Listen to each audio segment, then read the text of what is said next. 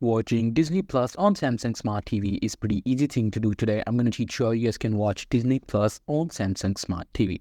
Now we have two scenarios. So the first scenario is if your smart TV is older than 2016, it will not have, Android system. But if it's, newer or later than 2016 model, which means you will have Android system.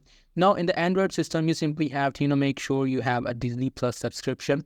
And after that, after buying the subscription, you have to go to the setting and connect to your Wi-Fi. Make sure your smart TV has internet connection. After that, you simply, can install the, Disney Hotstar application.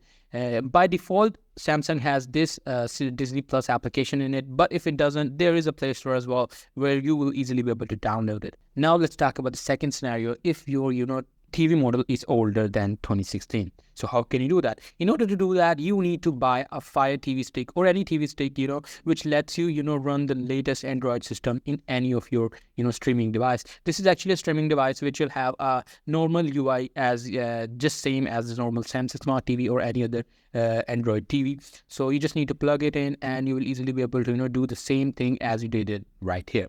So that's pretty much it. That's how you guys can do it. Hope you guys find this video helpful.